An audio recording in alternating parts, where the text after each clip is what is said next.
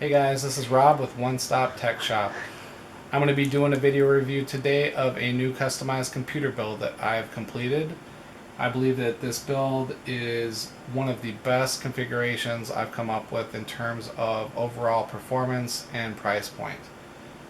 This build is going to be specifically designed for mid to high level gaming, and I'll talk about more about that when I'm going through the components. But obviously you can use a computer for any high performance purpose. It just has some features that are specifically designed for gaming. So, on to the build. This computer is cased in a Rosewill Blackhawk mid-tower case. It is a little bit bigger, but in order to have some of these higher quality components, it needs to be a little bit bigger. It definitely provides plenty of space for your graphics card and power supply, motherboard, and also room for expansion. You can see the nice side panel window here. It also has blue LED lights in the front and the top. It's got the nice mesh casing, which is going to provide a lot of airflow to keep your components cool, which is going to be important in a high performance PC. And then on the top you have a hard drive hot swap bay and 6 USB ports, including 2 Super Speed 3.0 ports, which is going to provide the maximum data transfer speeds available today. I'm going to take the side panel off and show you guys some of the internal components here.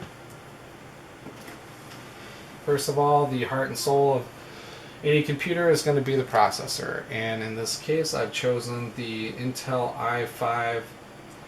i5-3570K unlocked processor. This is a quad-core processor which I have overclocked to 4.4 gigahertz.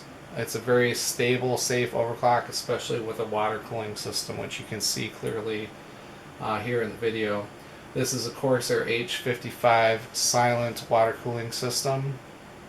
I've tested the overclock to make sure that it runs well under stock specifications in terms of a safe temperature using Intel burn test, and it's performing very well and stable at 4.4 gigahertz.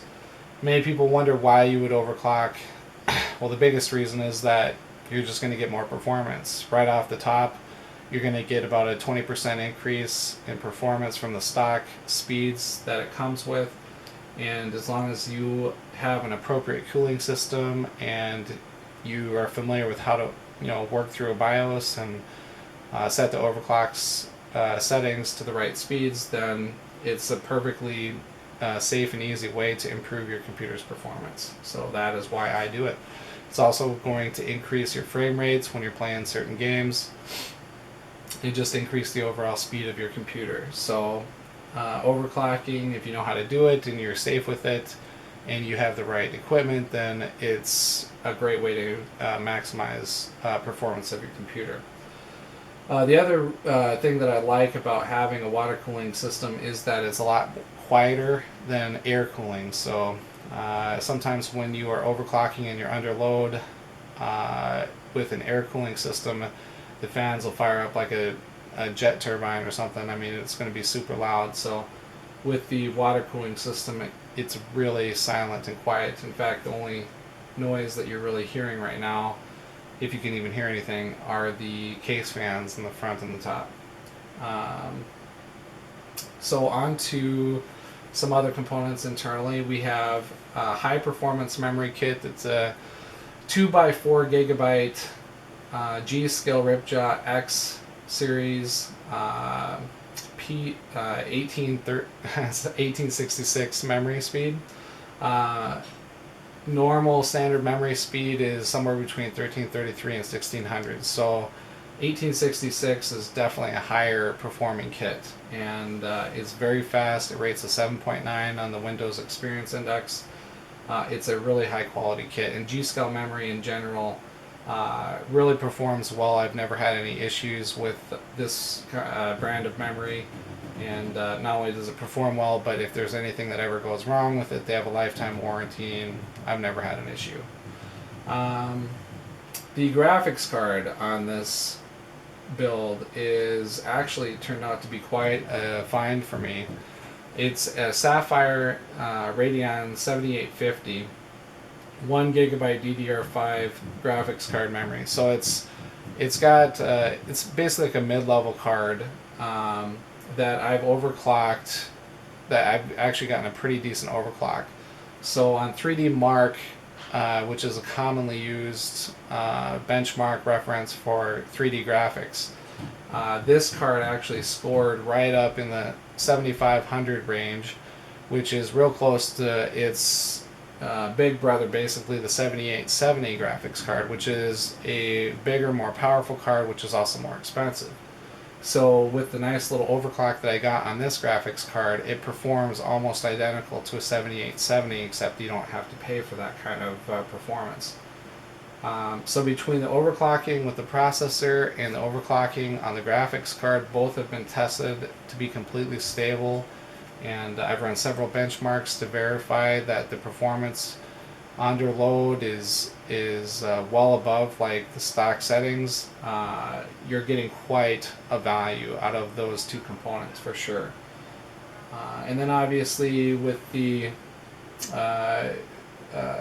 graphics card and the processor are all housed on the motherboard, which is an ASRock Z77 Extreme 4 motherboard. This is a really nice motherboard. It's definitely some of the latest technology. It's going to have two Sata III connections, which is going to support something even more elaborate for a hard drive setting than I already have in here, like a RAID 0 configuration. If you want a really high performing multiple solid state drive configuration using the latest technology, it would support something like that. It also would support two graphics cards in Crossfire or SLI configuration. So if you wanted to add another 7850 in this and almost double your graphics performance, you could do that with this motherboard. The solid state drive that I do have in here is an OCZ Agility 4 256 gigabyte solid state drive. And I always tell people that probably the biggest improvement you can make in terms of performance, noticeable performance in your computer, would be adding a solid state drive, because the boot times go from like a minute with a mechanical drive to 20-25 seconds with the solid state drive. If you click shut down, your computer's off in 10 to 15 seconds.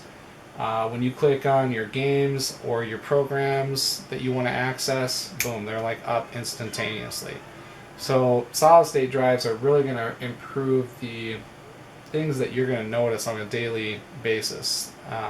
And I believe that they're one of the best values in terms of if you really want to add performance at a relatively affordable price. Solid state drives are the way to go. This drive at 256 gigabytes is going to house quite a bit of information actually. So you're going to be able to save some of your games, any other major programs that you want to operate on a regular basis. That's going to give you plenty of storage space for that kind of thing.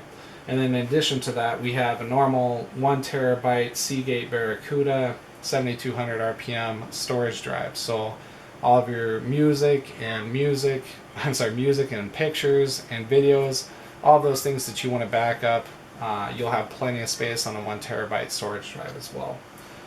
And then you have a ASUS DVD burner, so if you want to create music CDs or DVDs, or you want to back up information or import CDs into your iTunes database, whatever you want to do, all of those things are available to you. And then I have a Corsair CX500 80 plus bronze power supply. It's more than enough to power the components that are in the system, and at 80 plus bronze it's going to be highly energy efficient. And finally I have PCIe wireless network cards, so if you want to access wireless internet anywhere, you have that capability. Onto the back. As you can see on the back of the computer, the I/O interface, you're going to see 4 more USB 3.0 high-speed ports for maximum data transfer speeds. You have two regular USB 2.0 ports, and by the way, the 3.0 ports are backwards compatible with 2.0, so you don't have to worry about any compatibility issues there. You do have some other monitor options, VGA, DVI, and HDMI on the motherboard, but obviously you're going to want to use the dedicated graphics card for any of your monitor displays. I just wanted to show you what was actually on the motherboard. Obviously you're going to have your wired LAN network port, so your wired network services can go through there, and then the high definition audio output. So if you want to configure some elaborate surround sound system or whatever, this motherboard has an optical out that will support that kind of high definition audio. And then you have multiple monitor inputs here. You have DVI-I, DVI-D, HDMI, and DisplayPort connections. One of these, the DVI-D, is a dual link DVI connection, which is going to support high resolution displays at 2560 by 1600.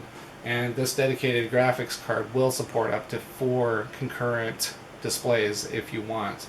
You may need to have some adapters to set up that kind of configuration, but the graphics card definitely does support up to 4 concurrent displays.